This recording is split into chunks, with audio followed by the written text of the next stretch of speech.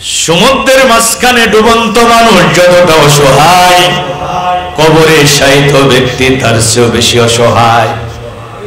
মৃত ব্যক্তির জন্য শ্রেষ্ঠ হাদিয়া হলো দোয়া, দোয়া, দোয়া। যারা বিদায় নিয়ে চলে গেছে তারা বাড়ি চাই না, গাড়ি চাই না, দামি খাবারের বাইনা করে না, তারা একটুখানি দোয়ার কাঙাল। বলেন তো, যারা বিদায় নিয়ে চলে গেছে আমাদের মা বাবা আপনজন, তাদের জন্য একটু দোয়া করার দরকার আছে না? তাহলে আমরা আমাদের জীবনের গুণাগুলো মাপ চেয়ে নেব। যারা বিদায় নিয়ে কবরে চলে গেছে তাদের রুহের মাগফিরাত কামনা করে আমরা ঘরে ফিরে যাব ইনশাআল্লাহ। এখন আল্লাহ যদি আমাদের সবাইকে মাফ করে দেয়, আল্লাহর কোনো ক্ষতি হবে? আল্লাহ যদি আবার সবাইকে ধরে জাহান্নামের ভিতরে প্যাকেট করে ফেলে দেয়, আল্লাহর কোনো লাভ হবে? লাভও হবে না, ক্ষতিও হবে না। বরং আমার আল্লাহ বলেন, উদউনি আস্তাজিব লাকুম, কে আছো গোলাম, আমাকে ডাকো, আমাকে ডাকো, আমাকে ডাকলে আমি আল্লাহ তোমাদের ডাকে সাড়া দিয়া দেব। রাত যত গভীর হয়, দুনিয়ার অফিস আদালতের দরজা বন্ধ হয়ে যায়, একজনের রহমতের দরজা খোলা রয়। বলেন তো তার নাম কি? কেউ যেটা দেয় না সেটা দেয় কে? কেউ যেটা বোঝে না সেটা বোঝে কে? কেউ যেটা শোনে না সেটা শোনে কে? এমন আল্লাহ আকাশের নিচে জমিনের উপরে কি আর একটা পাওয়া যাবে? আল্লাহকে বলবো, আল্লাহ আজকে আমাদের ক্ষমা করে দেয়া লাগবে, নিষ্পাপ মাসুম বানাইয়া দেয়া লাগবে। আমাদের মা বাবা যাদের বিদায় হয়ে চলে গেছে তাদেরও ক্ষমা করে দেয়া লাগবে। আল্লাহ ক্ষমা করবেন, প্রতিশ্রুতি দিয়েছেন, প্রতিশ্রুতি দিয়েছেন আল্লাহ। قال الله تعالى يا ابن آدم إنما دعوتني ورزقتني غفرت لك। আল্লাহ পাক রব্বুল আমিন বলেন, হে বনি আদম, আদমের সন্তানেরা, যতক্ষণ তুমি আমাকে ডাকবে, আমার কাছে ক্ষমা চাইবে, আমি আল্লাহ পাক রব্বুল আমিন তোমাদের ক্ষমা করতেই থাকবো, করতেই থাকবো, করতেই থাকবো। তোমাদের অবস্থা কি আমি এটা দেখবো না? তোমার গুনাহ কত এটা আমি দেখবো না? ওয়ালা উবালি, আর তোমাকে ক্ষমা করতে গিয়ে আমি আল্লাহ দুনিয়ার কোনো মানুষের পরোয়া করব না। আল্লাহ যদি কাউকে ক্ষমা করে দেয়, কেউ কি আল্লাহকে বলতে পারবে, আল্লাহ তোমার এই গোলাম এত এত অপরাধ করেছে, কেন তুমি তারে ক্ষমা করলা? এই কথা কি কেউ বলার দুঃসাহস রাখে? দুনিয়ার জাজ কোর্ট যদি রায় দেয়, হাইকোর্টে অ্যাপিল করার সুযোগ থাকে। হাইকোর্ট যদি রায় দেয়, সুপ্রিম কোর্টের অ্যাপ্লাইড ডিভিশনে অ্যাপিল করার সুযোগ থাকে। কিন্তু আল্লাহর আদালত থেকে যদি কোনো রায় হয়ে যায়, বলেন তো ওই রায়ের বিরুদ্ধে কেউ কি আর অ্যাপিল করতে পারবে? আল্লাহ পাক রব্বুল আমিন বলেন, ইয়া ইবনা আদম, ও আদমের সন্তানেরা, লাউ বালাগাত জুনুবুকা আনাস সামাই সুম্মা ইস্তাগফারতানি গফারতু লাক। তুমি গুনাহ করেছো, তোমার গুনাহ যদি দুনিয়ার সীমানা পেরিয়ে আমার আকাশের জগৎকে স্পর্শ করে, আর এই অবস্থায় যদি তুমি আমার কাছে ক্ষমা চাও, গফারতু লাক, আমি তোমার রব বলছি তোমাকে ক্ষমা করে দেওয়া হবে।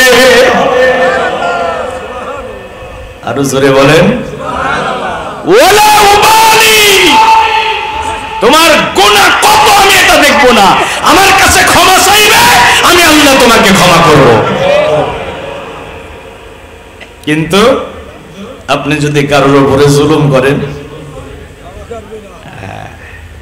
আচ্ছা, দুনিয়াতে দুটি শ্রেণী বসবাস করে যুগে যুগে, কালে কালে, একদল জালেম, একদল মাজলুম। জালেম হওয়া ভালো না মাজলুম হওয়া ভালো? ধরে বলেন, জালেমদের জন্য গোটা কোরআনে কোথাও সুসংবাদ নাই, কিন্তু মাজলুমদের জন্য সুসংবাদ আছে। হাশরের ময়দানে সবচেয়ে মাজলুম অবস্থায় থাকবে জালেমরা, সবচেয়ে বিব্রতকর অবস্থায় থাকবে জালেমরা, যারা দুনিয়াতে মানুষের উপরে জুলুম করেছে। শুনেন, আমরা সারা দেশে বলেছি, ইত্তাকি দাওয়াতাল মাজলুম, মাজলুমের বদদোয়াকে ভয় করো। ক্ষমতার মসনদ পেয়েছো, ক্ষমতা পেয়ে মাজলুম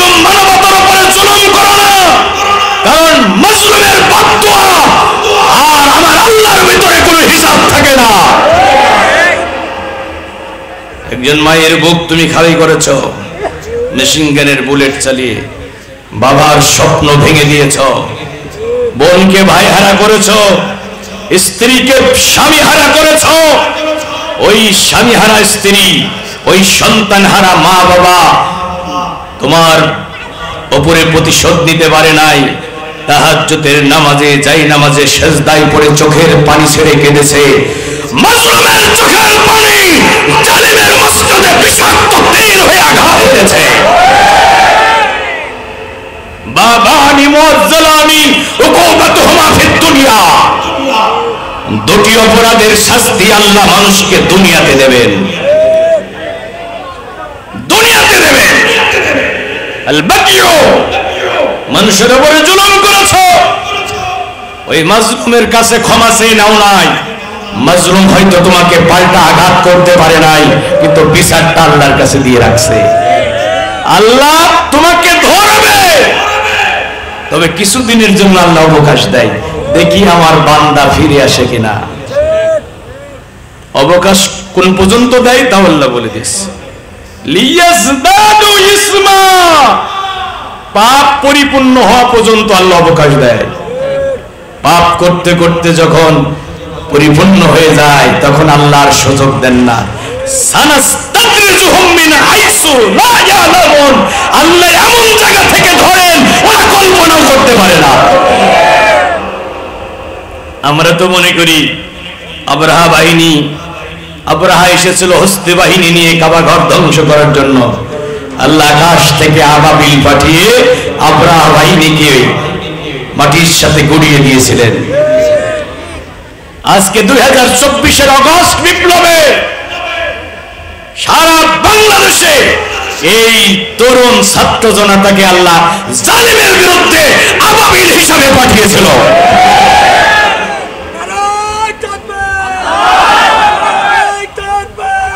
শুনেন, তাহলে আমরা জালেম হব না, মাজলুম হব। কি জালেম হওয়া যাবে? কোন অবস্থায় জালেম হওয়া যাবে না। দেখেন হাসরের ময়দানে আল্লাহ রাসূল বলছেন যে তোমরা বলো তো সাহাবীরা মুফলিস কারা, একেবারে নিঃস্ব কারা? সাহাবীরা বললেন, ইয়া রাসূলুল্লাহ, যার ঘর নাই, বাড়ি নাই, টাকা পয়সা নাই, যার কোনো দিরহাম নাই, সে মুফলিস, নিঃস্ব, অসহায়। রাসূলুল্লাহ বললেন, না, যার টাকা পয়সা আজকে নাই, আল্লাহ চাইলে তার টাকা পয়সা হইতে পারে। যার ঘর নাই, আল্লাহ চাইলে তার ঘর বাড়ি হইতে পারে। কত রাজা বাদশাকে আল্লাহ পথের ভিখারি বানিয়ে দিয়েছে, আবার পথের ভিখারিকে আল্লাহ বাদশাহী দিয়েছে। নজির পৃথিবীর ইতিহাসে আছে না নাই? নদীর কোল ভাঙে কোল গড়ে, এই তো নদীর খেলা। সকাল বেলার ধনী রে ভাই, ফকির সন্ধ্যা বেলা। বন্ধুরা আমার, ক্ষমতা তো সম্পদ আভিজাত্য, এটা কেউ চিরস্থায়ী ভাবে ধরে রাখতে পারে না।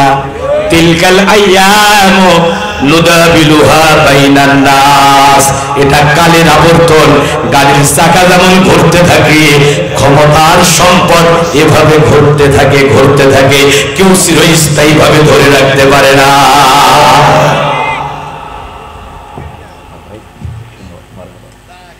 বন্ধুরা আমার, আমি যে কথা বলতেছিলাম, নবীজি বলছেন সবচেয়ে নিঃস্ব অসহায় হলো ওই ব্যক্তি দুনিয়াতে অনেক নেক আমল করেছে, অনেক নেক আমল করেছে, অনেক সালাত, অনেক সিয়াম, অনেক হজ, অনেক দান সাদকা, অনেক আমল নিয়ে হাসরের ময়দানে দাঁড়াবে।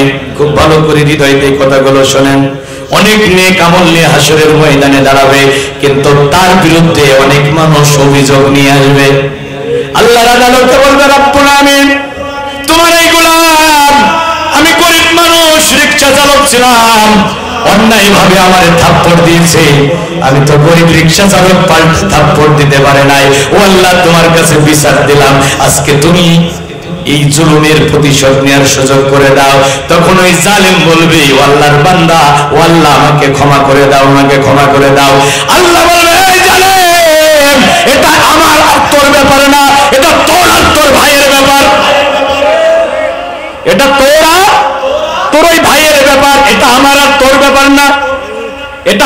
হক না, এটা তোর ভাইয়ের হক। তোর ভাই যদি তোকে ক্ষমা করে দেয় আমার কোনো আপত্তি নাই। আমি আপনাদের কাছে জানতে চাই, বলেন তো হাসরের ময়দানে কোন জালেমকে কি কোন মাজলুম ক্ষমা করবে? প্রশ্নই আসে না। কিসের ক্ষমা? ইয়াউমা ইয়াফিরুল মারউ মিন আখিহি উম্মিহি ওয়া আবিহি ওয়া সাহিবাতিহি ওয়া বানিহি। যেখানে মা কলিজার টুকরা সন্তানকে চিনবে না, পিতা পুত্রের পরিচয় দেবে না, ভাই ভাইয়ের পরিচয় দেবে না, নেতা তার দলীয় কর্মীর পরিচয় দেবে না। ওয়ালা ইয়াসআলু হামিমুন হামিমা। নিকটতম বন্ধু বন্ধুর পরিচয় দেবে, স্বামী স্ত্রীর পরিচয় দেবে না। সবাই বাঁচতে চাইবে, সবাই বাঁচতে চাইবে। সিংহায় যখন ফুৎকার দেয়া হবে সবাই জ্ঞান হারিয়ে ফেলবে। নবীজি বলেন সর্বপ্রথম আমার জ্ঞান ফিরে আসবে। আমি জ্ঞান ফিরে দেখবো আমার ভাই মুসা আল্লাহর আরশের পায়া ধরে দাঁড়িয়ে আছেন। আমি বড় নাকি মুসা বড়, এই বড়াই তোমরা করো না। আমি বড় নাকি মুসা বড়, এই বড়াই তোমরা করো না। আমি জানি না আমার ভাই মুসা জ্ঞান হারিয়েছিলেন কিনা। ভাইরা আমার, শুধু ফিসফিস, শুধু ফিসফিস একটা কথা হবে, ইয়া নফসি ইয়া নফসি, আমার কি হবে, আমার কি হবে। মা সন্তানকে দেখে পলায়ন করবে, স্বামী স্ত্রীকে দেখে পলায়ন করবে, বাবা ছেলেকে দেখে পলায়ন করবে। এমন একটা বিভীষিকাময় অবস্থা তৈরি হবে। আল্লাহর নবী বলেন মানুষের শরীরে কোনো বস্ত্র থাকবে না, সবাই খাতনাবিহীন অবস্থায় দাঁড়াবে। আম্মা জানা ঈশা বলেন, ইয়া রাসূলুল্লাহ হাবিবাল্লাহ, একে অপরের লজ্জাস্থানের দিকে কি তাকাবে না? ওই সময় কি আমাদের লজ্জা লাগবে না? আল্লাহ নবী বলেন, ঈশা রে, দিনটা তো বিভীষিকাময় হবে, কেউ যে কারো দিকে তাকাবে এরকম চিন্তা কারো মাথায় থাকবে না।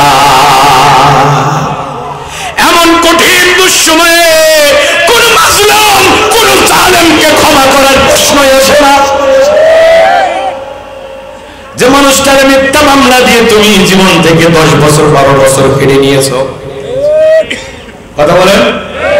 আরে বিশ্বনন্দিত কোরআনের মুফাসসির সারা দেশে কোরআনের তাফসীর করেছেন। 50টা বছর কোরআনের তাফসীর করলো, যার তাফসীর শুনে শত শত বিধর্মী কালেমা পড়ে ঈমান আনলো। যার তাফসীর শুনে কত বেনামাজি নামাজি হলো, যার তাফসীর শুনে কত বেপর্দানশীলা মহিলা পর্দানশীলা হলো, কত মদখোর মদ ছেড়ে দিল। আমরা তাকে কোরআনের পাখি বলে ডাকতাম, কোরআনের বুলবুলি বলে ডাকতাম। শুধু কোরআনের কথা বলার কারণে, শুধু কোরআনের রাজ কায়েমের স্বপ্ন দেখার কারণে ওই মানুষটারে তোমরা মিথ্যা প্রমাণ দিয়ে 13 বছর জেলখানায় বন্দী করে রাখলাম। অন্যায়ভাবে তাকে জেলখানার ভিতরে হত্যা করলাম। ওই মানুষটা হাসরের ময়দানে তোমারে ক্ষমা করবে, তুমি ভাবলা কি করে? বন্ধুরা আমার, আয়না ঘর বানিয়ে নিরপরাধ মানুষকে বন্দী করে রেখেছ। পিলখানায় বিডিআর বিদ্রোহের নামে চৌকুশ সেনা অফিসারদেরকে হত্যা করেছ। রাসূলুল্লাহর ইজ্জত সম্মান রক্ষার জন্য হেফাজতে ইসলামের ব্যানারে হাজার হাজার ছাত্র জনতা শাপলা চত্বরে গিয়েছিল। কথা বলেন, তারা রাষ্ট্র ক্ষমতা দখলের জন্য যায় নাই। কওমি মাদ্রাসার হাজার হাজার ছাত্র রাসূলের প্রেমী ভালোবাসায় উদ্বুদ্ধ হয়ে হাজার হাজার রাসূল প্রেমিক জনতা শাপলা চত্বরে গিয়েছিল। আল্লাহর রাসূলের কে যারা গালি দিয়েছে তাদের বিচারের দাবি নিয়ে। কথা বলেন ঠিক কিনা? রাতের আধারে তাদের উপরে বিরাস ফায়ার চালিয়েছ, ক্র্যাকডাউন চালিয়েছ। হাজার হাজার মাদ্রাসা ছাত্রদেরকে হত্যা করে লাশ গুম করে দিয়েছ। বন্ধুরা আমার, অসংখ্য ইসলামী ছাত্র আন্দোলনের দায়িত্বশীলদেরকে ধরে নিয়ে গিয়ে ক্রস ফায়ারের নাটক করে হত্যা করেছ। রিমান্ডে নিয়ে হাতের নখ উপড়ে ফেলেছ। ইলেকট্রিক শক দিয়ে অনেকের জীবন ধ্বংস করে দিয়েছ। কত নিরপরাধ ইসলামী আন্দোলনের কর্মীদের মাসের পর মাস ঘর ছাড়া করেছ।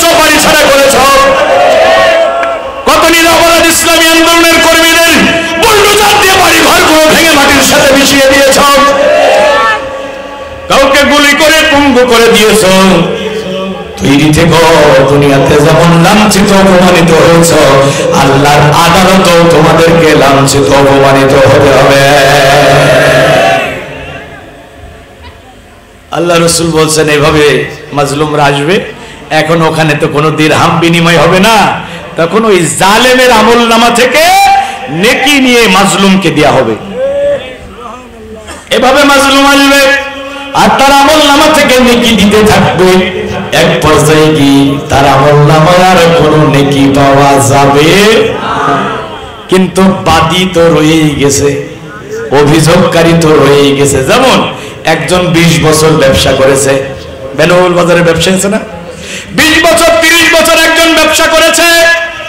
এই 20 বছর 30 বছর সে ওজনে কম দিয়েছে। তাহলে বলেন তো 20 বছরে কতজন অভিযোগ নিয়ে আসবে? বুঝতে পারছেন ভাই? আপনি দুনিয়ারে একজনের ঠকাইলেন, ঠকে মনে করতেন যে আপনি জিতে গেছেন। আপনি জেতেন নাই, বরং আপনি হেরে গেছেন। এখন বাদী তো রয়েই গেছে, এখন কি করবেন? নবীজি বলছে আমলনামায় তো আর সওয়াব নাই, তখন ওই বাদীর গুনাহ তার মাথার উপরে চাপিয়ে দেওয়া হবে। এখন নিজেরও আমল নাই, অন্যের গুনাহ মাথায় নিয়ে একেবারে নিঃস্ব অবস্থায় যে লোকটা জাহান্নামে যাবে, এই লোকটা হলো সবচেয়ে হতদরিদ্র। এজন্য জালেম হওয়া যাবে না, জালেম হওয়া যাবে না। মাজলুম হলে লাভ আছে, জালেম হলে লাভ না। আল্লাহ আমাদেরকে যেন আর নতুন কোন জালেমের খপ্পরে না ফেলেন। ছাত্ররা যে রক্ত দিয়ে একটা বৈষম্যহীন সমাজ কায়েম করতে চাইল, রক্তের উপরে এই দেশে বৈষম্যহীন একটি সমাজ কায়েম করে দিন, জোরে বলুন আমিন। যেদিন আগস্ট বিপ্লব হলো, সেদিন তার পরের দিন থেকেই তো শুকরানা সমাবেশ, আনন্দ মিছিল। আমি বললাম আমি চূড়ান্ত আনন্দ উদযাপন করতে পারছি না, এজন্য আমি দুঃখিত।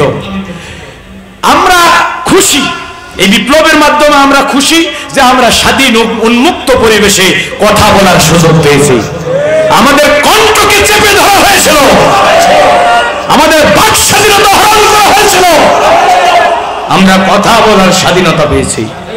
আমরা চূড়ান্ত বিজয় উৎসব করব ওই দিন, আমরা চূড়ান্ত আনন্দ উৎসব করব ওই দিন যেদিন বাংলাদেশের পার্লামেন্টে আল্লাহর কোরআনকে আমরা সংবিধান হিসেবে কায়েম করতে পারব।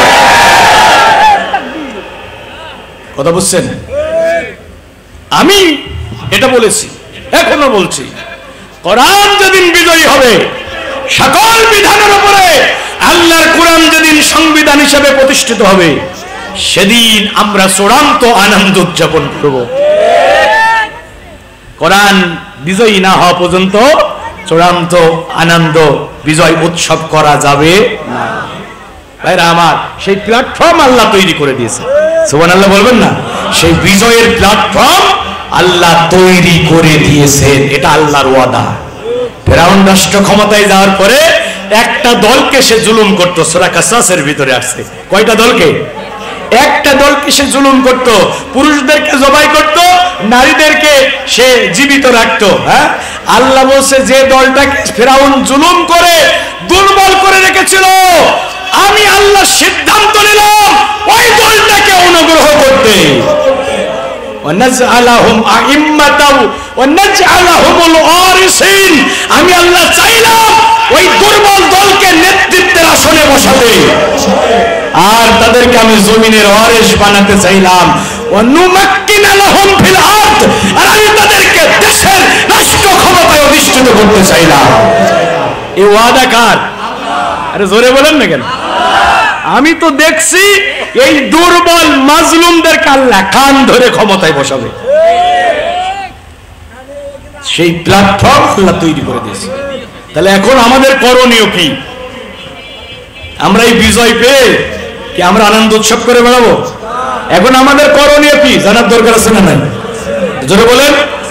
আল্লাহ যে বিজয় দিল, জালিমের জুলুম থেকে আমাদেরকে পরিত্রাণ দিল, এজন্য আমরা বেশি বেশি আল্লাহর তাসবিহ সহ প্রশংসা করব, আল্লাহর কাছে ক্ষমা প্রার্থনা করব।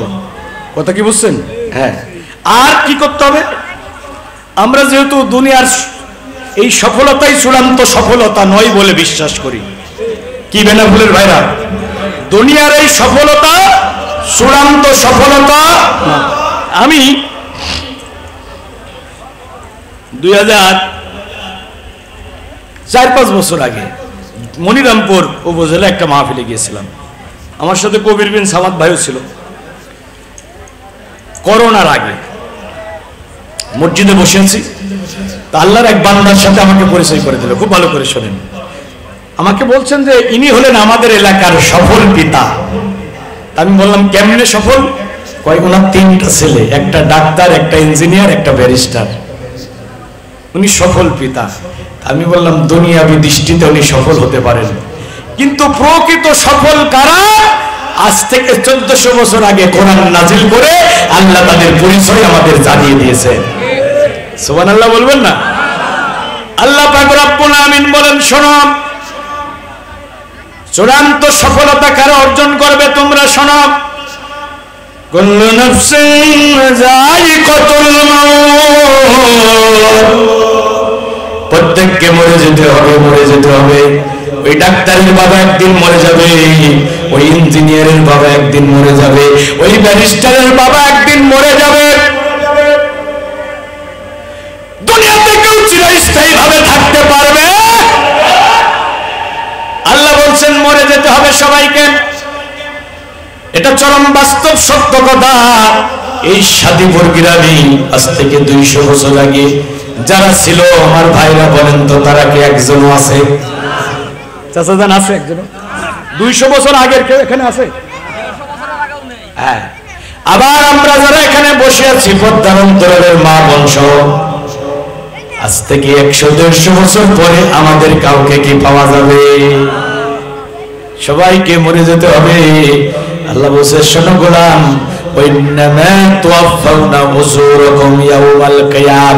তুমি মরে গেলে এটাই তোমার জীবনের শেষ না। মরণের পরে দুনিয়াতে তুমি যে কৃতকর্ম করেছো, তোমার এই কৃতকর্মের পূর্ণ মাত্রায় প্রতিফল আল্লাহ হাশরের ময়দানে তোমাকে দিয়া দেবে। ফামান যুজিহা লিন-নার ওয়া দুখিলাল জান্নাতা ফাকাদ ফাজ। মরণের পরে যদি তুমি জাহান্নামের আগুন থেকে বেঁচে যেতে পারো আর ওই নাজ নিয়ামতে ভরা জান্নাতে যদি প্রবেশের অনুমতি পেয়ে যাও, ফাকাদ ফাজা, এটাই হলো তোমার জীবনের সবচেয়ে বড় সফলতা। একটু জোরে বলা যাবে কি সুবহানাল্লাহ? তাহলে এই যে মন্ত্রী হওয়া, এমপি হওয়া, ক্ষমতা পাওয়া, কোটিপতি হওয়া, বড় ব্যবসায়ী হওয়া, ছেলেদের ডাক্তার ইঞ্জিনিয়ার বানানো, এটা বড় সফলতা না। বড় সফলতা হলো জাহান্নামের আগুন থেকে বাঁচতে পারা। ভাই কথাকে আমি বুঝাতে পারছি? এই সফলতা আপনারা চান না? একটু জোরে বলেন না কেন? কি জাহান্নামের আগুন থেকে বাঁচতে চান না? আমরা এই চূড়ান্ত সফলতা চাই। আমরা সবাই জাহান্নামের আগুন থেকে বাঁচতে চাই, কারণ আমার আল্লাহ বলেন, লা ইয়াস্তাউই আসহাবুন নার ওয়া আসহাবুল জান্নাহ, আসহাবুল জান্নাতি হুমুল ফাইজুন। শোনো গোলাম, তুমি শোনো, যারা জান্নাতে যাবে আর যারা জাহান্নামে হবে তারা কখনোই মর্যাদায় সমান হতে পারে। আসহাবুল জান্নাতি হুমুল ফাইজুন, নিশ্চয় জান্নাতে যাবে যারা, সফল হবে তারা। এ ভাই, অর্জুন তোমর বলছে দুনিয়ার মানুষেরা, তোমরা তো মনে করো ক্ষমতা পাইলে সফল হওয়া যায়। ক্ষমতার কারণে যদি সফল হওয়া যেত, দুনিয়ার সবচেয়ে সফল ব্যক্তি হতো নমরুদ।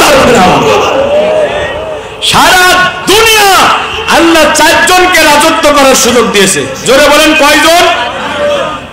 তার ভিতরে একজন হলো নমরুদ। না না, ফেরাউনকে সারা দুনিয়া দেয় নাই। ফেরাউন মিশরের সম্রাট ছিল। সারা দুনিয়াতে 4 জন রাজত্ব করেছে। একজন হলো নমরুদ, আর একজন হলো বক্ত নসর, আর একজন হলো হযরত সুলাইমান আলাইহিস সালাম, আর একজন হলো জুলকিফল, জুলকারনাইন যাকে বলা হয়। কি মনে থাকবে আপনাদের? কয়জন হলো? খালি 2 জন মুসলমান আর 2 জন কাফের। তো নমরুদকে সারা দুনিয়ার রাজত্ব করার সুযোগ আল্লাহ দিয়েছিল। এখন বলেন তো নমরুদ সফল না ব্যর্থ? ভাইরা, যুবক ভাইরা একটা আওয়াজ দিয়ে বলতে হবে, নমরুদ সফল না ব্যর্থ?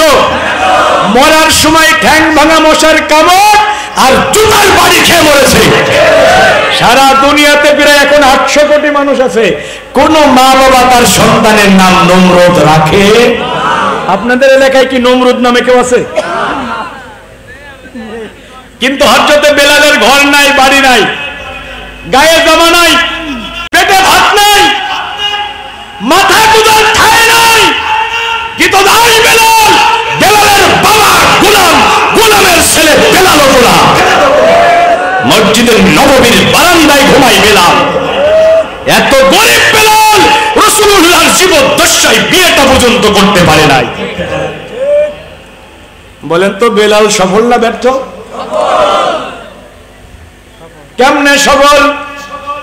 নবীজি বলেন, আমি মেরাজে গেলাম, জিবরিল আমিন আমাকে জান্নাতুল ফিরদাউস ঘোরাইয়া ঘোরাইয়া দেখাইতেছিল। আমি যখন জান্নাতুল ফিরদাউসের ভিতরে ঘুরতেছিলাম, আমি ওই কৃতদাস বেলালের পায়ের খড়মের আওয়াজ শুনতে পেলাম। ফিরে এসে জিজ্ঞাসা করলাম, বেলাল, ও বেলাল, কি এমন আমল করো, কি এমন আমল করো? আমি জান্নাতুল ফিরদাউসের ভিতরে তোমার পায়ের খড়মের আওয়াজ শুনেছি। হযরত বেলাল বলে, ইয়া রাসূলুল্লাহ, হাবিবাল্লাহ, আমার জীবনে তো তেমন কোনো আলাদা আমল নাই, 10-এর সাথে মিলে তো আমলগুলো করি, তবে একটা আমল আমি কখনো ছাড়ি না, কখনো ছাড়ি না। ও নবী, আমি যখনই ওযু করি 2 রাকাত তাহিয়াতুল ওযুর সালাত আদায় করি। নবীজি বললেন, বেলাল, ও বেলাল, আমলটা ছেড়ো না, আমলটা ছেড়ো না। এই আমলটা আমার আল্লাহর কাছে এত বেশি পছন্দ হয়েছে, এই আমলের কারণে আল্লাহ তোমার উপরে এত খুশি হয়েছে, তুমি মদিনার মাটিতে হেঁটে যাও আর জান্নাতুল ফিরদাউসের ভিতরে তোমার পায়ের খড়মের আওয়াজ শোনা যায়। আরো জোরে বলেন সুবহানাল্লাহ। বেলাল সফল, কারণ সে জান্নাতুল ফিরদাউসের মালিক। তাহলে আপনারা এই সফলতা চান কিনা? তাহলে আমি আজকে আপনাদের কোরআন থেকে একটা আমলের কথা বলবো, যে আমলটা করলে জাহান্নামের আগুন থেকে বাঁচা যাবে, জীবনের গুনাহ মাফ হবে, আল্লাহ আপনাকে জান্নাত দান করবে বলে আল্লাহ নিজে ওয়াদা করেছে। ভাই, আমি 17 বছর হয়ে গেল আমার দাওয়াতি দিনের ময়দানে। আমি ছাত্র জীবন থেকে কথা বলি, আমি যখন পড়ালেখা করি তখন থেকে আমি ময়দানে কথা বলি। তো আমি সারা দেশে যত জায়গায় কথা বলি, কোরআন হাদিসের অথেন্টিক দলিলবিহীন কথা বলা একেবারেই পছন্দ করি না। দলিল ছাড়া জমির দাম আছে ভাই? দলিল ছাড়া জমির যেমন দাম নাই, দলিল ছাড়া বক্তার বক্তৃতার দাম নাই। আর আল্লাহ বলছেন, ফাযাক্কির বিল কোরআন, ও দুনিয়ার বক্তারা, মানুষকে যখন নসিহত করবা, কোরআন দিয়ে নসিহত করবা। কারণ মানুষের কথার মধ্যে ভুল হতে পারে, ভ্রান্তি হতে পারে, সন্দেহ সংশয় থাকতে পারে, কিন্তু আল্লাহর কোরআনের ভিতরে কি কোনো ভুল আছে? তাম্মাত কালিমাতু রাব্বিকা সিদকা, তোমার রবের কালাম পরিপূর্ণ হয়েছে সত্য দিয়ে। কিয়ামত পর্যন্ত এই কালামের ভিতরে একটা মিথ্যা কথা বের করা যাবে না। আর নবীজি বলেছেন, মান ক্বালা বিহি সাদাকা, যারা কোরআন দিয়ে কথা বলে তারা দুনিয়ার সবচেয়ে সত্য কথা বলে।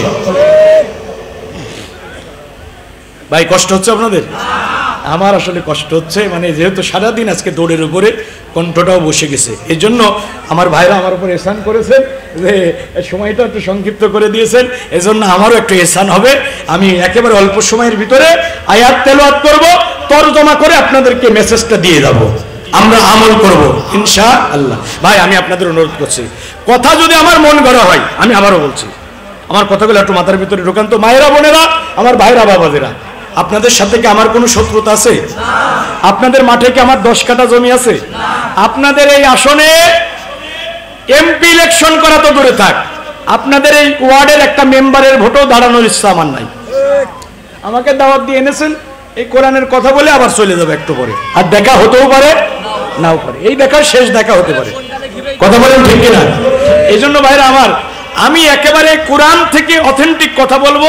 কথা যদি কোরআনের হয়, তাহলে আপনার এখানে কোনো ওজোর পেশ করার সুযোগ থাকবে না। আপনার এখানে একটা বক্তব্য হবে, সেটা কি? আইয়াকুলু সামি'না ওয়া আতা'না, আমি শুনলাম এবং মেনে নিলাম।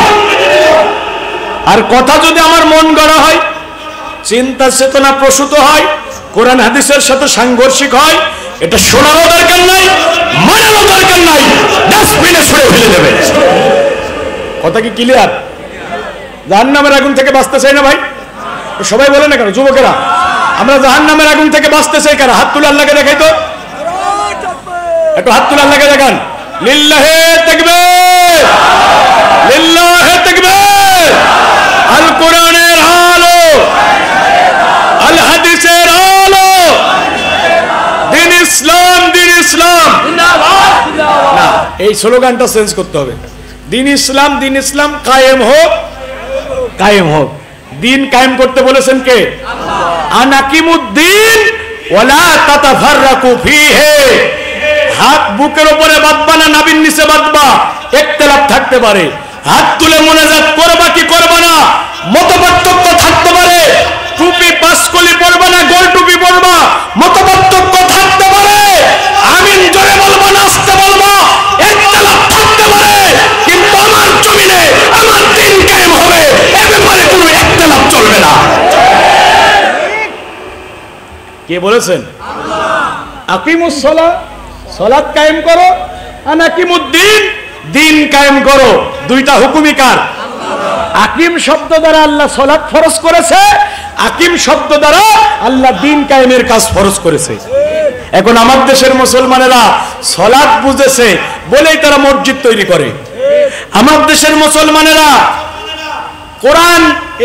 কোরআন শিকার গুরুত্ব বুঝেছে বলে মাদ্রাসা তৈরি করে। আমার দেশের মুসলমানেরা যদি দিন কায়েম করার গুরুত্ব বুঝতো, তাহলে তারা দিন কায়েমের জন্য বুকে রক্ত দিতে পিছপা হতো না। আহারে, মেজরিটি পার্সেন্ট মুসলমান ইকামতে দিন বোঝে না। তাহলে দিন ইসলাম কি হবে? কায়েম হবে। বলেন, দিন ইসলাম কি হবে? দিন ইসলাম, দিন ইসলাম। সবাই বলেন, দিন কায়েম হোক চাই না যারা, মুশরিক তারা। দিন কায়েম হোক চাই না যারা, বেঈমান তারা, কাফের তারা। Open challenge. আমি কোরআন হাতে নিয়ে বলছি ভাই, এই কলিজায় কোরআন আছে। আমি সারা দেশে সিংহের মতো হুঙ্কার দিয়ে কথা বলেছি। যখন জালেমরা ক্ষমতায় ছিল তখনও বলেছি। জালেমের ভয়ে আমাদের কণ্ঠ স্তব্ধ হয় নাই। আমাকে নওগাঁ মাহফিল থেকে নামিয়ে বাগানের ভিতরে নিয়ে গিয়ে রাত 1টার সময় পুলিশ ডেকে, গুন্ডা বাহিনী ডেকে রিমান্ডে নিয়েছে। তারপরও আমরা থামি নাই। আমার স্ত্রী সন্তানকে জেলখানায় ঢুকিয়েছে, আমার 3.5 বছরের বাচ্চাও জেল কেটেছে। আমরা থামি নাই, থামছি না, থামবো না। দিন কায়েম হবে না যতদিন, আমরা থামবো না ততদিন। শোনেন, কোরআন হাতে নিয়ে বলছি, আল্লাহ রসুলকে পাঠিয়েছে সকল দিনের উপরে ইসলামী দিন বিজয়ী করার জন্য। আয়াতের শেষে আল্লাহ বললেন, ও লাউ কারিহাল মুশরিকুন, মুশরিকরা কখনো দিনের বিজয় চাইবে না। তাহলে দিন বিজয়ী হোক, এটাকে আপনারা চান? জোরে বলেন, সকল দিনের উপরে ইসলামী দিন বিজয়ী হোক, এটাকে আপনারা চান? সকল আইনের উপরে আল্লাহর কোরআনের আইন বিজয়ী হোক, এটাকে আপনারা চান? আল্লাহ আপনাদের কবুল করুন। শুনেন, এখন আমরা জাহান্নামের আগুন থেকে বাঁচতে যাচ্ছি, আর যেতে যাচ্ছি কোথায়? জান্নাতে। বলেন বলেন, জাহান্নামের আগুন থেকে বাঁচতে চাচ্ছি আর যেতে চাচ্ছি কোথায়? আচ্ছা, এটা হলো সবচেয়ে বড় সফলতা। এটা হলো সবচেয়ে বড়, কে বলেছে? ডাক্তার হওয়া বড় সফলতা না, এমপি মিনিস্টার হওয়া বড় সফলতা না, ক্ষমতায় যাওয়া বড় সফলতা না। বড় সফলতা হলো জাহান্নামের আগুন থেকে বেঁচে যাওয়া। এ ভাই, আপনি রিক্সা চালান, আপনার 2 কাঠা জমি নাই, ওই রাস্তার পাশে ফুটপাতে কুড়িয়ে ঘর করে থাকেন। এই সমাজের মানুষ আপনাকে চেনে না, আপনার কোনো সম্মান নেই, মর্যাদা নাই। কিন্তু আপনি যদি আল্লাহর আদালতে আল্লাহর কাছ থেকে জান্নাত পেয়ে যান, আপনি হলেন সবচেয়ে সৌভাগ্যবান। আর ওই যে গুলশানে বাড়ি ছিল, বনানীতে বাড়ি ছিল, কোটি কোটি টাকার মালিক, 1000 কোটি টাকার মালিক আছে না? না। আচ্ছা ভাই, যদি হাসরের ময়দানে আসামি হয়ে যায়, জাহান্নামী হয়ে যায়, এর চেয়ে দুর্ভাগা আর কেউ আছে? এ ভাই, আমি একটু দৃষ্টান্ত দিই ভাই। আসলে 23 বছরের কোরআন 1 ঘন্টা 1.5 ঘন্টায় বলে শেষ করা যায় না। এই জন্য আমি একটু মূল মেসেজটা আপনাদেরকে দিতে চাচ্ছি। আচ্ছা, যে লোকটার গুলশানে বাড়ি, বনানীতে বাড়ি, মার্সিডিজ গাড়িতে ঘুরে বেড়ায়, আছে না? এখন এই লোকটা যদি রাতের বেলা মারা যায়, সে এসি রুমে ঘুমাতো, রাতটুকু কি স্বজনেরা তাকে করোনা করে এসি রুমে থাকতে দেবে? ভাইরা বলো তো। প্রতিটা মসজিদের বারান্দায় একটা করে খাটিয়া আছে না নাই? রাতের বেলা যদি চৌধুরী শিল্পপতি মারা যায়, ওই রাতের বেলা ঘর থেকে বের করে খাটিয়ার উপরে শোয়া বাড়ির বারান্দায় রেখে দেবে। চৌধুরীর হাতে একটা দামি একুত পাথরের আংটি ছিল, স্বজনের ওইটা খুলে নেবে।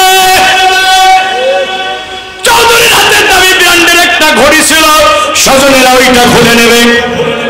চৌধুরীর চোখে একটা দামি ব্র্যান্ডের চশমা ছিল, ওইটাও স্বজনেরা খুলে নেবে। চৌধুরীর গায়ে একটা দামি ব্র্যান্ডের কোট ছিল, ওইটাও কিন্তু স্বজনেরা খুলে নেবে। একটা একটা করে খুলতে খুলতে তারে ল্যাংটা বানাইয়া দেবে।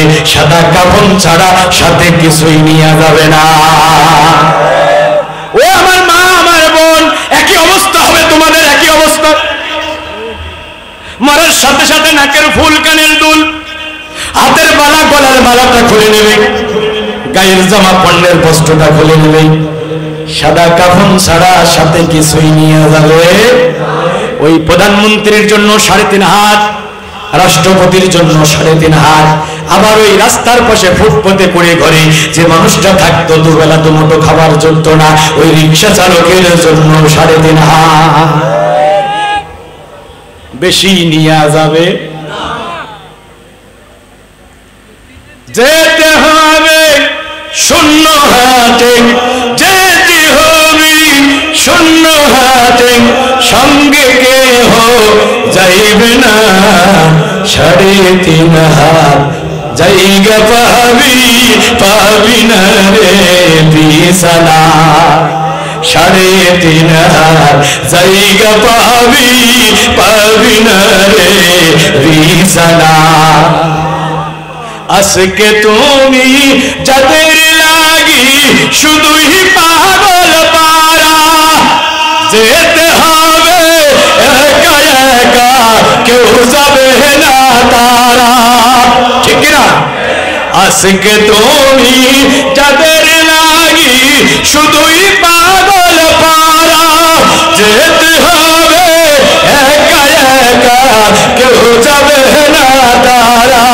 সারতে হবে মায়ার বাঁধন, সারতে হবে মায়ের বাঁধন, সাধেরি এই বালাখানা। 3.5 জায়গা পাবি, পাবি না রে বিছানা। রমন 3.5 জায়গা পাবি, পাবি না রে বিছানা। ভাই তাহলে জাহান্নামের আগুন থেকে বাঁচতে চাই, কথা বলেন ভাই। এই যুবক ভাই একটু কথা বলো। তোমাকে আন্দোলন করে করে কি একেবারে ঝিমিয়ে পড়েছো? কথা বলো, জাহান্নামের আগুন থেকে বাঁচতে, নাজ-নেয়ামতে ভরা জান্নাতে যেতে। আল্লাহ বলছে, এবার শোনো গোলাম, যদি তুমি জাহান্নামের আগুন থেকে বাঁচতে চাও, আমি আল্লাহ তোমাকে বলছি, তুমি শোনো। يا أيها الذين آمنوا هل أدلكم على تجارة ওয়াইমানদারেরা, আমি কি তোমাদের একটা ব্যবসার কথা বলবো, একটা বাণিজ্যের কথা বলবো? তুমজিকুম মিন আযাবিন আলীম, যে ব্যবসা করলে, যে বাণিজ্য করলে জাহান্নামের কঠিন যন্ত্রণাদায়ক আযাব থেকে বেঁচে যাবে। সুবহানাল্লাহ বলেন, সুবহানাল্লাহ। আচ্ছা, এটা কে বলছে? একটু জোরে বলেন। আল্লাহ বলছে। ভাই আমি এই আয়াত যেদিন শুনছিলাম, আমি তখন ক্লাস 9-এ পড়ি। এই আয়াত যেদিন আমি শুনছিলাম, আমার শরীরের লোমকূপগুলো বারবার শিহরিত হতেছিল, আমার হৃদয়ের ভিতরে বারবার বিপ্লব হতেছিল। কি আশ্চর্যজনক কথা, কি বিস্ময়কর কথা!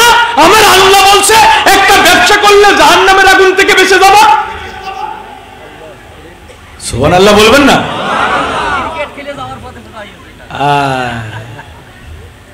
আল্লাহ বলছে একটা ব্যবসার কথা কি বলবো, যে ব্যবসা করলে জাহান্নামের আগুন থেকে বেঁচে যাবা। এখন কি সেই ব্যবসা যে ব্যবসা করলে জাহান্নামের আগুন থেকে বাঁচা যায়? একটু জানার দরকার আছে না? না, আমরা জাহান্নামের আগুন থেকে বাঁচতে, আল্লাহর জান্নাতে যেতে, এটা হলো আমাদের জীবনের সবচেয়ে বড় সফলতা। এটা আমরা সবাই চাই। আল্লাহ বলছে গোলাম যদি জাহান্নামের আগুন থেকে বাঁচতে চাও তাহলে কি করা লাগবে তুমি শোনো। তুমিনুনা বিল্লাহি ওয়া রাসূলিহি ওয়া তুজাহিদুনা ফি সাবিলিল্লাহি বিআমওয়ালিকুম ওয়া আনফুসিকুম যালিকুম খায়রুল লাকুম ইন কুনতুম তা'লামুন। আমি আল্লাহর উপরে ঈমান আনো, আমি রাসূলের প্রতি ঈমান আনো, আমি আল্লাহর প্রতি ঈমান আনো, আমার রাসূলের প্রতি ঈমান আনো। আমি আল্লাহ তোমাদের জান দিয়েছি, আমি আল্লাহ তোমাদের মাল দিয়েছি। আমি আপনাদের কাছে জানতে চাই, এ বেনাপোলের আল্লাহর গোলামেরা বলো তো আমাদের জানের মালিক কে? মালের মালিক কে? আল্লাহ বলছে গোলাম আমি তোরে জান দিলাম, আমি তোরে মাল দিলাম, আমার দেয়া জান, আমার দেয়া মাল তুই অন্য কোথাও খরচ করতে পারবি না, অন্য কোথাও ব্যয় করতে পারবি না। আমার দেয়া জান আর আমার দেয়া মাল দিয়ে আমার জমিনে আমার কোরআনের রাজ কায়েমের জন্য তোকে সংগ্রাম করা লাগবে। ব্যবসাটা কি বুঝছেন ভাই? এ যুবক ভাইরা, জাহান্নামের আগুন থেকে বাঁচার ব্যবসাটা কি বুঝছেন? কি? আল্লাহর প্রতি ঈমান আনা, রাসূলের প্রতি ঈমান আনা, আর জান আর মাল দিয়ে এই কোরআনের আইন প্রতিষ্ঠার জন্য জিহাদ করা।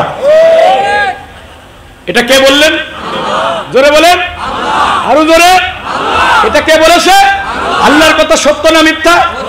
যালিকুম খায়রুল লাকুম ইন কুনতুম তা'লামুন। এটা হলো সবচেয়ে লাভজনক ব্যবসা। কে বলছে? দুনিয়ার ব্যবসা করতে গিয়ে লসও হতে পারে, কেউ দেউলিয়াও হয়ে যায়, পুঁজিও নাই, ব্যবসা প্রতিষ্ঠানও নাই, পথের ভিখারি হয়েছে কিনা? কিন্তু আল্লাহ বলছে এটা এমন এক ব্যবসা, এই ব্যবসায় কোনো ক্ষতির সম্ভাবনা। এই ব্যবসা করতে গিয়ে মরে গেলে শহীদ, বাঁচলে গাজী, উভয় অবস্থায় আমার আল্লাহ রাজি। আহা, সুবহানাল্লাহ বলবেন না? এই ব্যবসা করতে গিয়ে মরলে শহীদ, বাঁচলে গাজী, উভয় অবস্থায় আল্লাহ রাজি। হাতি মরলেও লাখ টাকা। আহা, আমরা জাতির মুসলমানের এটা বুঝলাম না। আল্লাহর প্রতি ঈমান আনার মানে কি? এটা তো লম্বা ব্যাখ্যা। আল্লাহর প্রতি ঈমান আনার অর্থ হচ্ছে অজুদে বারি তালা, আল্লাহর অস্তিত্বে বিশ্বাস করা। আল্লাহ আছেন কয়জন? তাওহীদে বারি তালা। আল্লাহ কয়জন? একজন। কোথায় আছেন? আরশে আজিমে। কোথায় আছেন? আল্লাহর হাত আছে, পা আছে না? আছে। কে বলছে নাই? তাহলে তো আপনার ঈমানই নাই। আল্লাহর হাত আছে, পা আছে, চোখ আছে, কান আছে। এখন আল্লাহর হাত কেমন? আল্লাহ যেমন আল্লাহর হাতও তেমন। আপনি দুনিয়ার কোন মানুষের হাতের সাথে আল্লাহর হাতকে কল্পনা করতে পারবেন না। আল্লাহ যেমন আল্লাহর হাতও, আল্লাহর পা কেমন আল্লাহ যেমন। কথা কি বুঝছেন? এটা হচ্ছে আহলুস সুন্নাত ওয়াল জামাতের আকীদা। আল্লাহ কোথায় আছে? আরশে আজিমে। তবে আল্লাহর ক্ষমতা সব জায়গায় বিরাজমান। ঠিক আছে না চাচা? আল্লাহ আছে আরশে আজিমে, কিন্তু তার ক্ষমতা সব জায়গায়। কথা কি বুঝাতে পারলাম ভাই? এরপরে ইমতিসালুল আওয়ামির, আল্লাহ যা বলেছে শর্তহীন ভাবে মেনে নেওয়া। ইজতানিবুন নাওয়াহি, আল্লাহ যা নিষেধ করেছে সেটা থেকে বিরত থাকা। কথা কার? আল্লাহ বলেছে এই মহিলারা বেপরদায় রাস্তায় বের হোস না। তুমি যত কোটিপতি হও, যত ধনাঢ্য পরিবারের মেয়ে হও, আল্লাহ নিষেধ করেছে বেপরদায় বাইরে বের হতে পারবা না। আল্লাহ বলেছে এই সুদের বকেয়া ছেড়ে দে। এজন্য সুদের সাথে সম্পর্ক রাখা যাবে না, সুদ ভিত্তিক অর্থনীতি প্রতিষ্ঠান আন্দোলন করা যাবে না, যাকাত ভিত্তিক অর্থনীতি প্রতিষ্ঠান আন্দোলন করতে হবে। কথা বলুন ঠিক কিনা? ভাইরা আমার, রাসূলের প্রতি ঈমান আনার মানে হলো ব্যক্তি জীবন থেকে শুরু করে আন্তর্জাতিক জীবন চলার সব জায়গায় রাসূলকে আদর্শ হিসেবে মানতে হবে। রাসূলের আদর্শ ছাড়া কোনো মানুষের আদর্শ মানা যাবে না। এখন আমরা বলছি আমার নেতা, তোমার নেতা, অমুক নেতা, অমুক নেতা, অমুক নেতার চরিত্র ফুলের মতো পবিত্র, যদিও নামাজ পড়ে না এক ওয়াক্ত। আমার নেতা, তোমার নেতা বিশ্ব নবী। রবিউল আউয়াল মাস এসেছে, যুবকেরা রাসূলের ভালোবাসা কলিজায় ধারণ করো। আল্লাহ রাসূল তোমাকে হাত ধরে জান্নাতে নিয়ে যাবে। তুমি রাসূলের আদর্শের পতাকাবাহী হয়ে যাও, তুমি রাসূলের আদর্শের সৈনিক হয়ে যাও। তুমি Karl Marx, Lenin, Rousseau, Hegel, ভলটেয়ারের আদর্শকে তুমি দুপায়ে পদদলিত করে আল্লাহ রাসূলের আদর্শের পতাকা তলে ছুটে আসো। আমার নেতা, তোমার নেতা, সর্বকালের শ্রেষ্ঠ নেতা। লাকাদ কানা লাকুম ফি রাসূলিল্লাহি উসওয়াতুন হাসানা। লাকাদ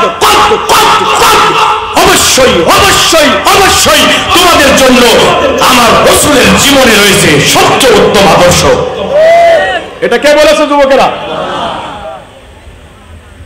ভাই, আল্লাহ রাসূলের প্রতি ঈমান আনলাম, জান আর মাল দিয়ে আল্লাহর জমিনে আল্লাহর দ্বীন কায়েমের জন্য সংগ্রাম করতে হবে। এটা কার কথা?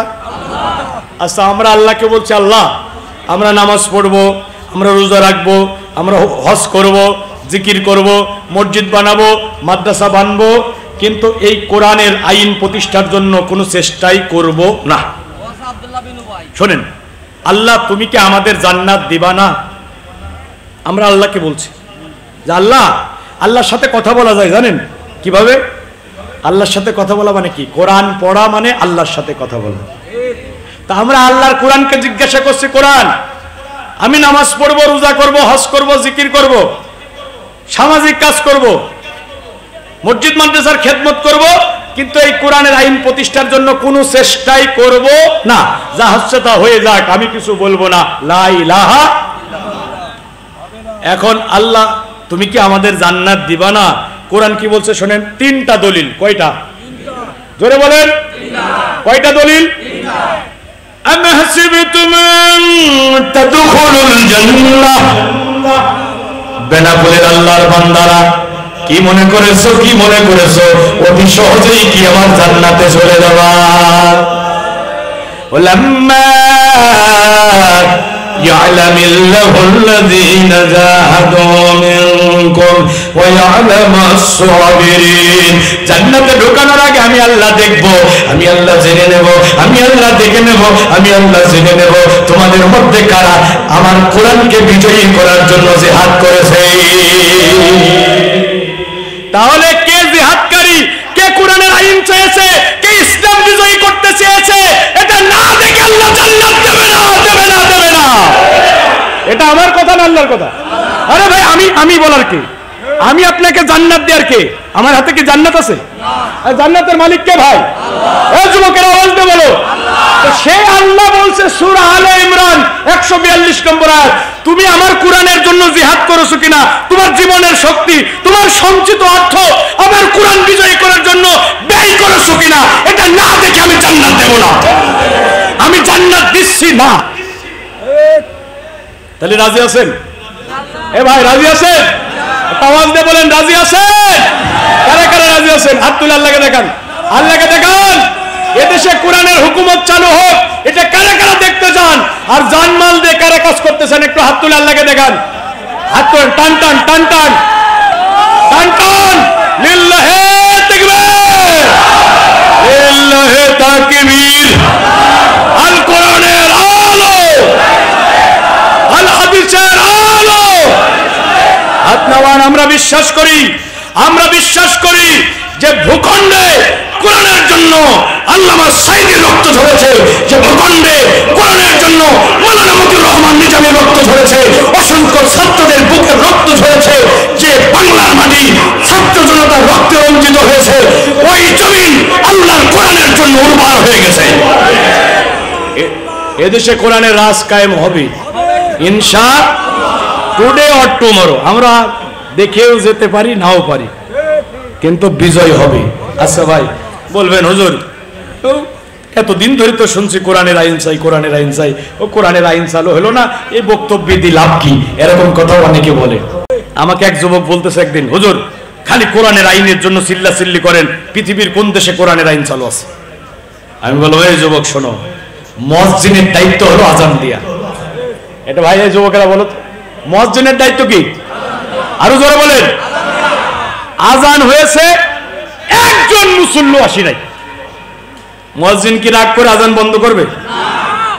এখন মুয়াজ্জিন আজান দিয়েছে, মসজিদ কানায় কানায় পরিপূর্ণ, জায়গার সংকলন হচ্ছে না, মুয়াজ্জিন কি আনন্দে আত্মর হয়ে আজান বন্ধ করবে? মুসল্লি আসলেও আজান হবে, না আসলেও।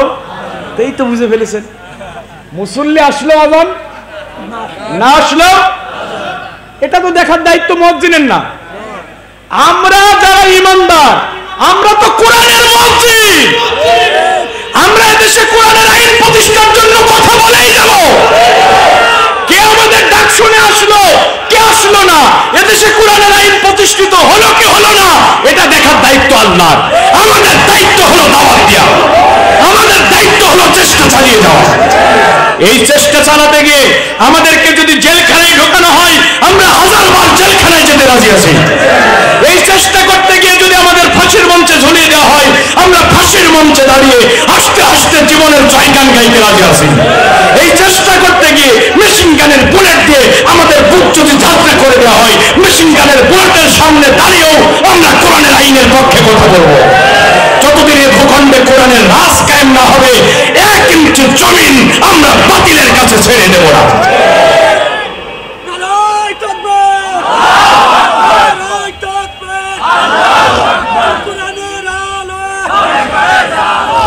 ভাইরা আমার, তাহলে সূরা আল ইমরান 142 নম্বর আয়াত, আল্লাহ বলেছে জান্নাতে ঢোকানোর আগে আমি দেখবো যে তুমি জিহাদ করেছো কিনা। কার জন্য? আল্লাহর কোরআনকে বিজয়ী করার জন্য। জমিন আল্লাহর, এখানে আইন চলবে, এটা তো এমনি এমনি চালু হবে না, এজন্য জানমাল দিয়ে চেষ্টা করতে হবে। কে বলেছেন? কে বলেছেন? আচ্ছা ভাই, বিয়ে না করলে কি বাচ্চা হয়? জোরে বলেন না কেন? এক পীর সাহেবের কাছে যুবক গিয়ে বলছে, হুজুর আমার জন্য দোয়া করেন, আল্লাহ যেন একটা বাচ্চা দেয়। হুজুর দোয়া করে দিলেন। 1 বছর পরে গিয়ে যুবক ভাই, হুজুর কি দোয়া করলেন? বাচ্চা তো হলো না। হুজুর মুরাকাবা মুশাহাদা করে কয়, এই যুবক তুমি কি বিয়ে করেছো? যুবক কয়, না হুজুর আমি এখনো বিয়ে করি নাই। আচ্ছা, বিয়ে না করে সারা দুনিয়ার আলেমরা যদি দোয়া করে, বাচ্চা কি হবে? বিয়ে না করে যেমন বাচ্চা হবে না, শুধু হাত তুলে দেখায় যে কোরআনের আইন চাই চাই, এইরকম চাইলে কোরআনের আইন চালু হবে না। এজন্য জান দিয়ে মাল দিয়ে সংগ্রাম করা লাগবে, আন্দোলন করা লাগবে। আল্লাহ রসুল এবং সাহাবীরা সবাই সংগ্রাম করেছেন। রসুলের সব সাহাবীরা মুহাদ্দিস ছিল না, রসুলের সব সাহাবীরা কোরআনের হাফেজ ছিল না। কথা বলেন। রসুলের সব সাহাবীরা দ্বীনের ফকিহ আলেম ছিল না, কিন্তু রসুলের সব সাহাবীরা দ্বীনের মুজাহিদ ছিল। প্রতিটা সাহাবী দ্বীনের মুজাহিদ ছিল, দ্বীনের মুজাহিদ ছিল। ওই যে আব্দুল্লাহ ইবনে উম্মে মাকতুম রাদিয়াল্লাহু তাআলা আনহু, চোখ দুইটা তার অন্ধ, অথচ গোটা কোরআনুল কারীম আল্লাহ পাক তার সিনার মধ্যে রেকর্ড করে দিয়েছিল।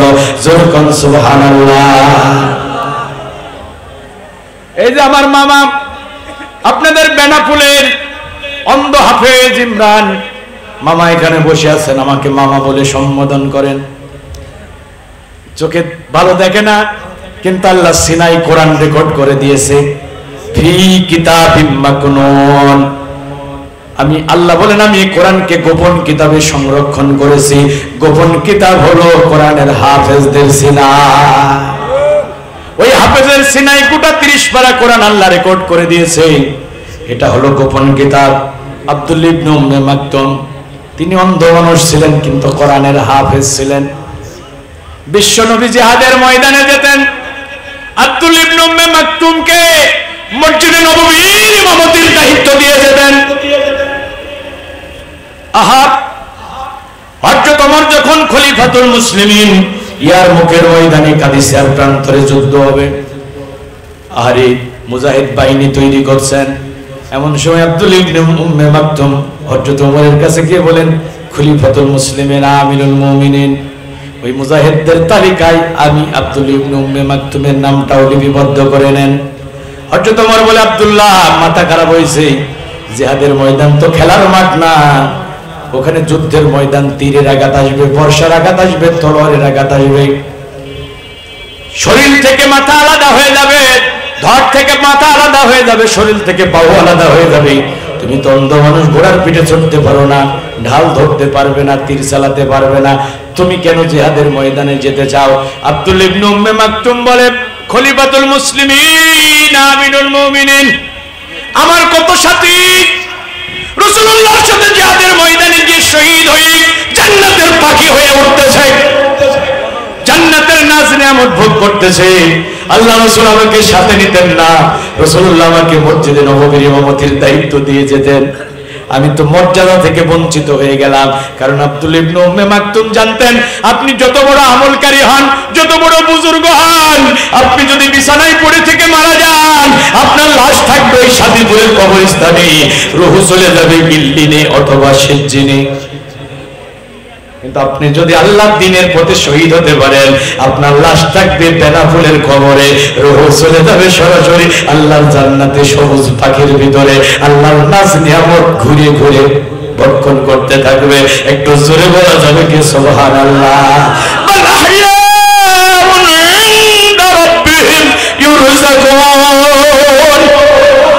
ওদেরকে মৃত্যু বলে না, মৃত্যু বলে না, যারা আমার দ্বীনের পথে কোরআনের জন্য জীবন দিয়েছে, দুনিয়ার মানুষেরা ওদেরকে মৃত্যু বলে না, বরং ওরা জীবিত, আমি আল্লাহর কাছ থেকে ওরা রিজিক প্রাপ্ত।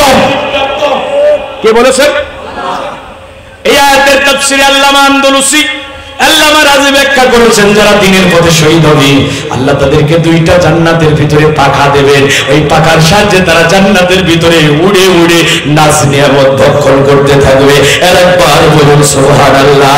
এই জন্য রাসূলুল্লাহ বলে, আমার ইচ্ছা হয় আমি আল্লাহর দ্বীনের পথে জীবন দিই, আবার জীবিত হই, আবার জীবন দিই, আবার জীবিত হই, আবার জীবন দিই, আবার জীবিত হই। এই কথাটা আমার রাসূল 3 বার বলেছে। কয়বার?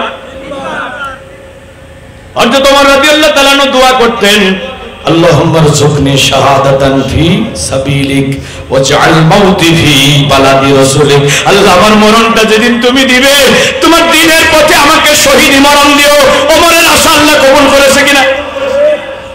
ও আল্লাহ আমার মরণ যেদিন দিবে তোমার রাসূলের শহরে দিও, তোমার দ্বীনের পথে শহীদ মরণ দিও, আর রাসূলের শহরে আমার মরণটা দিও।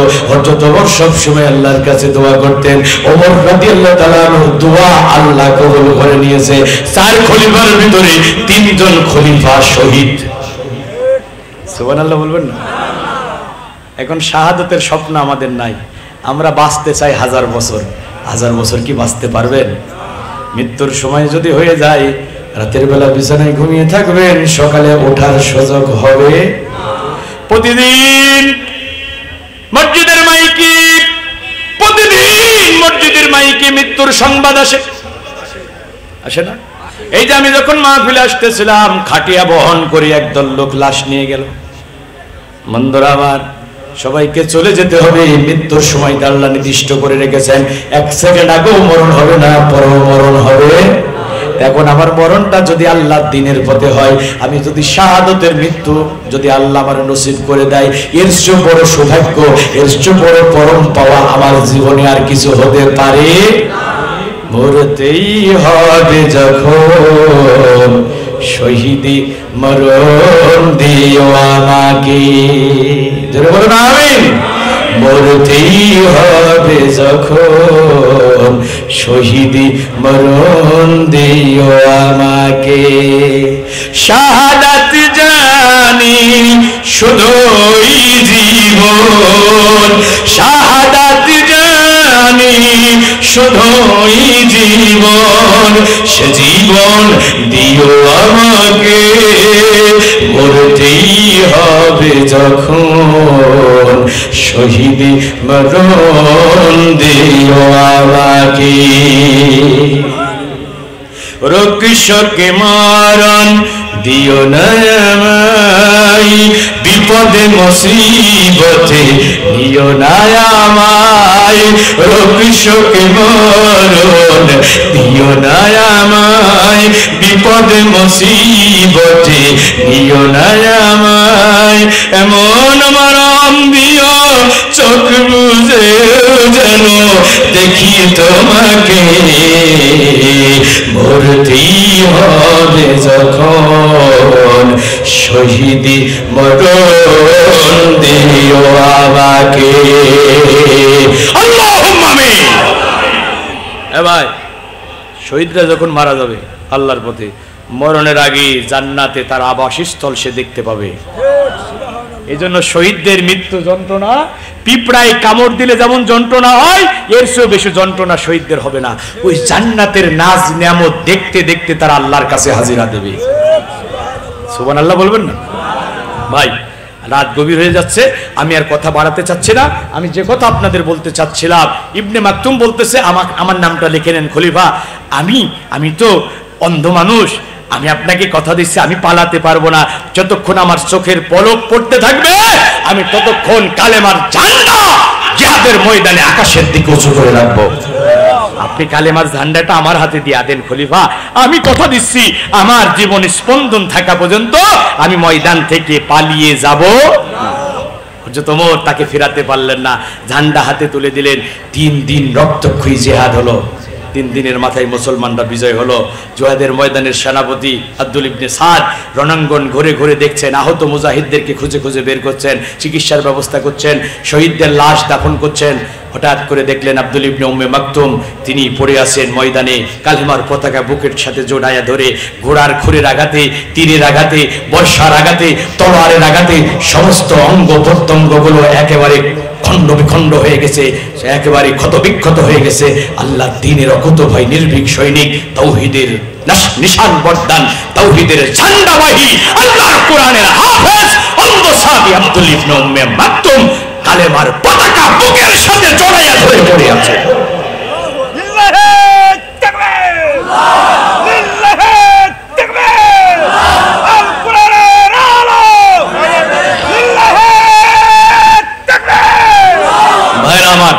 আমি বলতেছিলাম যে আল্লাহ এই কাজ করলে জাহান্নামের আগুন থেকে বাঁচিয়ে দেবেন। ওয়াদা কার?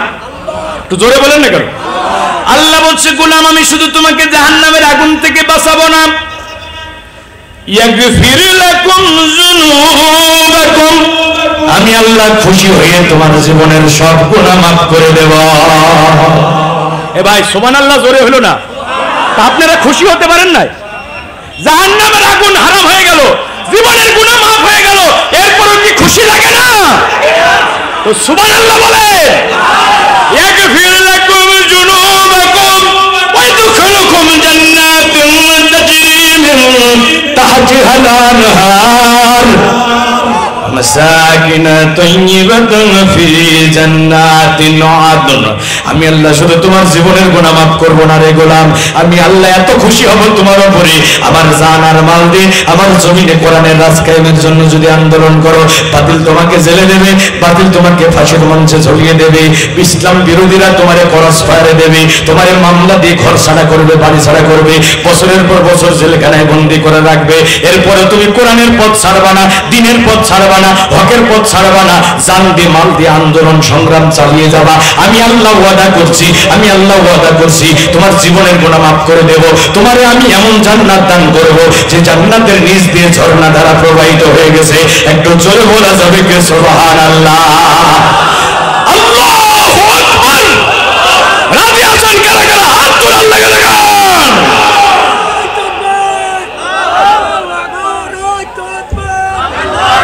লিল্লাহি তাকবীর, লিল্লাহি তাকবীর। বীর মুসলমান ধরওয়াল কোরআন ফিরাইয়া আনো সেই হারানো সম্মান। বীর মুসলমান ধরওয়াল কোরআন ফিরাইয়া আনো সেই হারানো সম্মান। লিল্লাহি তাকবীর, জোরে লিল্লাহি তাকবীর। আল্লাহু আকবার। সে তাকবীর শুনে ওরে মুসলমান ভয়ে কাঁপিত কাফির ও বেঈমান। যে তাকবীর শুনে ওরে মুসলমান ভয়ে কাঁপিত কাফির ও বেঈমান। সত্যের সেই হুঙ্কার তোলে আর একবার, সত্যের সেই হুঙ্কার দৌড়ে আর একবার।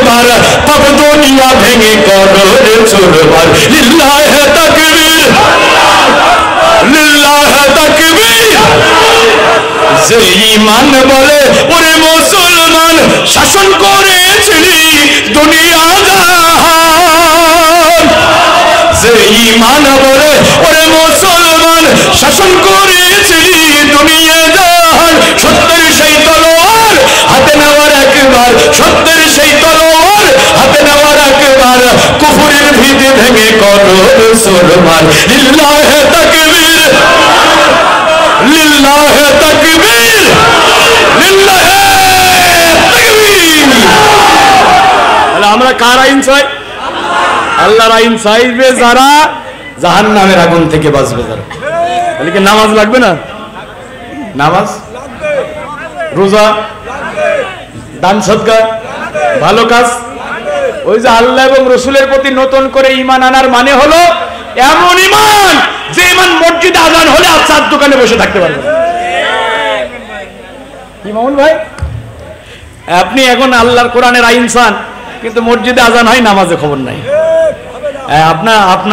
আপনার জীবনে ইসলাম নাই, আপনার বাড়িতে ইসলাম নাই, তো সারা দেশে ইসলাম কিভাবে কায়েম করবেন রে ভাই? কথা বোঝেন না ভাই? রাগ করছেন? রাগ করছেন? তাহলে আমরা কার আইন চাই? আমরা জীবনে নিজের পরিবারে আল্লাহর আইন মেনে চলার চেষ্টা করব, আর সমাজে রাষ্ট্রে আল্লাহর আইন প্রতিষ্ঠার জন্য চেষ্টা করব। ভাই কথা কি কষ্ট পেলেন আপনারা? ভাই আমার হাতের দ্বারা, জবানের দ্বারা আমার কোনো প্রতিবেশীর যেন কষ্ট না হয়। ভাই আবারও বলছি, আপনি আল্লাহর কোরআনের আইন চান, কিন্তু আপনার প্রতিবেশীর আপনার ব্যাপারে হাজারটা অভিযোগ। আপনার সমাজের মানুষ আপনারা দেখে ভয় পায়, কোথায় বলতে পারে না। হবে না, আপনি হবেন রসুলের আদর্শের পতাকাবাহী। আপনাকে দেখে যেন মানুষ মনে করে যে ইসলাম হেঁটে যাচ্ছে। আপনি হবেন ইসলামের নমুনা, আপনি হবেন ইসলামের আদর্শ। কথা বলছেন ভাই? তাহলে আমার হাতের দ্বারা, আমার জবানের দ্বারা কোনো মানুষের ক্ষতি হবে। মায়েরা বোনেরা যারা এসেছেন, সংক্ষিপ্ত কথা, 5 ওয়াক্ত সালাত আদায় করবেন, রমজান মাসে রোজা রাখবেন, স্বামীর খেদমত করবেন, সতীত্বের হেফাজত করবেন, জান্নাতের 8টা দরজা আল্লাহ আপনাদের জন্য খুলে দেবে। রাসূলুল্লাহ বলছে, এই দুনিয়ার মানুষেরা, আমি কি তোমাদের জান্নাতি মহিলাদের সুসংবাদ বলে দেব? কোন মহিলারা জান্নাতে যাবে আমি কি তাদের সংবাদ বলে দেব? সুবহানাল্লাহ বলবেন না? এই মায়ের একটা গুণ অর্জন করেন তো মা। ও মা, এই মাহফিল থেকে একটা গুণ অর্জন করো, সিদ্ধান্ত নাও এই মাহফিল থেকে বাড়ি যাব, জীবনে বেপরদায় আর বাইরে বের হব, 5 ওয়াক্ত নামাজ ছাড়বো। আর একটা সিদ্ধান্ত নাও, তোমার স্বামী যদি কোনো কারণে তোমার উপরে রাগ করে, হয় না রাগ? কি স্বামী স্ত্রী মনোমালিন্য হয় না? আল্লাহ রসুল এবং আয়েশার ভিতরেও হয়েছে। আপনার স্বামী যদি কোনো কারণে আপনার উপরে রাগান্বিত হয়, আপনি একটা আমল করবেন। এটা কঠিন আমল, যদিও কঠিন, তারপর আপনি চেষ্টা করবেন। রসুল আপনাকে জান্নাতি বলেছেন। আপনি কি করবেন? আপনার স্বামীর হাতের উপরে হাত রাখবেন, রেখে বলবেন, প্রিয়তম স্বামী, তুমি আমার উপরে রাগ করেছো, আমি সিদ্ধান্ত নিয়েছি যতক্ষণ তুমি আমার উপরে খুশি না হবে আমি এক লুকমা খাবার খাবো না। রাসূলুল্লাহ বলেন, ওই মহিলা জান্নাতি, তাকে জান্নাতের সুসংবাদ দিয়ে দাও। এখন এরকম মহিলা কি পাওয়া যাবে? মহিলারা তো রাগ স্বামীর ভাঙায় না, এখন স্বামীদেরই রাগ ভাঙাতে হয়। কথা বলেন ঠিক কিনা? এই জন্য মায়েরা এই আমলটা করার চেষ্টা করেন। মা, আল্লাহ রসুল বলছে, কোনো মহিলা যদি স্বামীর মর্যাদা বুঝতো, তাহলে সে স্বামীর কাছে 24 ঘন্টা যদি দাঁড়ায় থাকা রাখতো, 24 ঘন্টা দাঁড়িয়ে থাকতো। স্বামীর পা থেকে মাথা পর্যন্ত যদি ক্ষত হয়, আর ওই ক্ষত থেকে যদি পূজার রক্ত বের হয়, আর কোনো মহিলা যদি জিহ্বা দিয়ে চেটে চেটে পূজার রক্ত পরিষ্কার করে দেয়, তারপরে সে তার স্বামীর হক আদায় করতে পারবে না। এত মর্যাদা, এত মর্যাদা, এত মর্যাদা স্বামীর মধ্যে রেখেছেন মহিলাদের জন্য। আমার মায়েরা বোনেরা, আমি আপনাদের অনুরোধ করব যে আপনারা এই আমলগুলো করার চেষ্টা করবেন। যেহেতু আমি আগেই বলেছি, 23 বছরের কোরআন 1 ঘন্টায় বলে শেষ করা যায়। একটা মেসেজ আমি দিয়ে গেলাম, জাহান্নামের আগুন থেকে বাঁচার জন্য, এই কোরআনকে বিজয়ী করার জন্য আমরা চেষ্টা করব ইনশাআল্লাহ। দুনিয়ার কোনো চাপার জন্য না, জাহান্নামের আগুন থেকে বাঁচার জন্য। রাজি আছেন ভাই? 5 ওয়াক্ত সালাতের ব্যাপারে যত্ন বানাবো। আলহামদুলিল্লাহ, আমার ভাইকে আপনারা খতিব হিসাবে পাইছেন। আমি চিন্তা করছি যে এই বর্ডার এলাকায় এই জিনিস আপনারা পাইলেন কি বলে? জোটাই দিয়েছে, খুশি তো আপনারা? আলহামদুলিল্লাহ আলহামদুলিল্লাহ আল্লাহ জুটে অবশ্যই আল্লাহ বরাদ্দ না করলে তো পারতেন না, আল্লাহ বরাদ্দ করেছেন বলেই পাইছেন। আলহামদুলিল্লাহ। আমি আমার ভাইয়ের জন্য দোয়া করি, আপনাদের মসজিদের জন্য দোয়া করি, আল্লাহ যেন আপনাদের মসজিদকে কোরআনের মার্কাজ বানিয়ে দেয়, এটাকে যেন মসজিদের নববীর আদলে আল্লাহ কবুল করেন। আমরা বলছি আমিন, আরো জোরে বলেন আমিন। আমি আর কথা বাড়াবো না ভাই, রাত 1টা পার হয়ে গেছে। আবার কোনটা? না না আন্না আন্না আন্না ভাই, আর কষ্ট অনেক ভাই, কষ্ট ভাই। গজল তো বললামই।